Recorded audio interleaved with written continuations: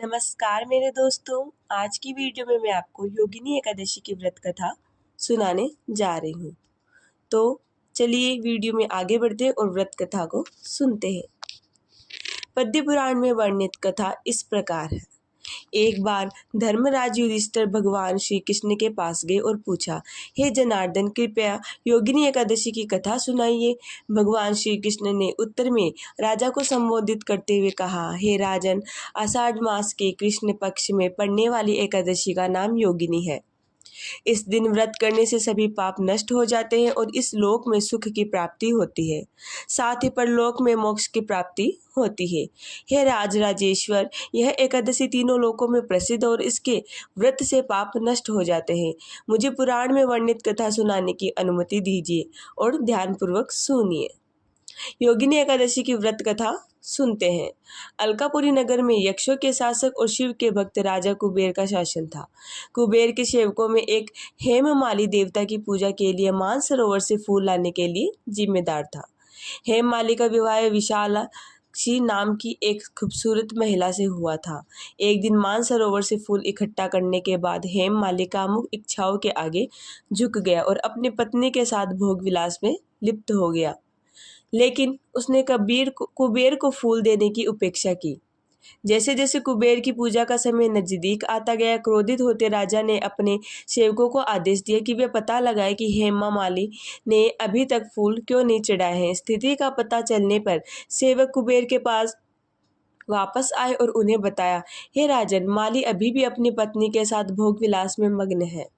इस खबर से क्रोधित होकर कुबेर ने हेममाली को बुलाया। भय से कांपता वह हेममाली कुबेर के सामने आया। उसकी उपस्थिति देखकर कुबेर क्रोध से भर गया और उसके होठ कांपने लगे।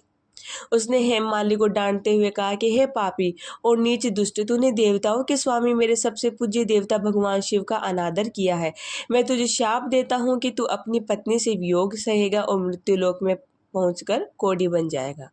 इस प्रकार कुबेर द्वारा शापित होकर हेममाली पृथ्वी पर गिर पड़ा और कोढ़ी बन गया। पीड़ा में भटकते हुए वह अंततः मार्केडी ऋषि के आश्रम में पहुंचा। हेममाली की दयनीय स्थिति को देखकर ऋषि ने पूछा, तू पर क्या विपत्ति आई है? मतलब ऋषि ने पूछा कि तुम पर क्या विपत्ति आई है जिसने तुम्हारा एक बार सुंदर रूप छीन लिया है। अपने आध्यात्मिक शक्तियों के माध्यम से मैंने जाना है कि तुम्हारा शरीर एक बार शानदार था। हाथ जोड़कर हेममाली ने कहा, हे मुनि, मैं यक्षराज कुबेर का हेममाली नाम का निजी सेवक था। राजा की पूजा के लिए पुष्प लाना मेरा दैनिक कर्तव्य था, किंतु एक दिन मैं अपनी पत्नी के साथ भोग विलास में लीन हो गया, जिसके कारण मैं लौटने में विलंब कर दिया और फलस्वरूप में दोपहर से पहले पुष्प नहीं पहुंचा सका, जिसके कारण कुबेर ने मुझे पत्नी वियोग, कोढ़ तथा मृत्युलोक में कष्ट भोगने का श्राप दे दिया।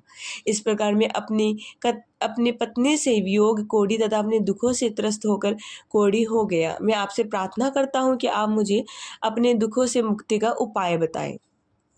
जवाब में मार्केडी ऋषि बोले कि तुमने बहुत मुझसे सच कहा है, इसलिए मैं एक ऐसा व्रत बताता हूँ जो तुम्हें मोक्ष दिलाएगा।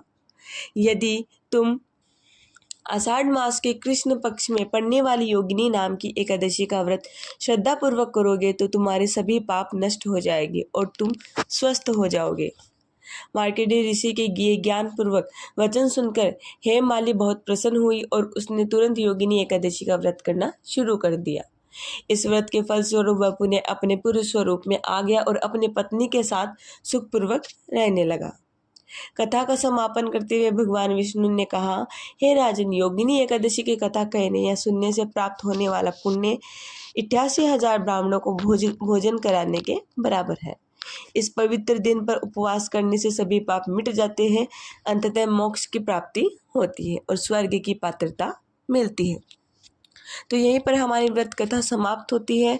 मैं आशा करती हूँ आपको वीडियो पसंद आई होगी। मेरे चैनल को ज़रूर सब्सक्राइब कीजिएगा, वीडियो को लाइक कीजिएगा ऐसे ही और कथा सुनने के लिए। धन्यवाद।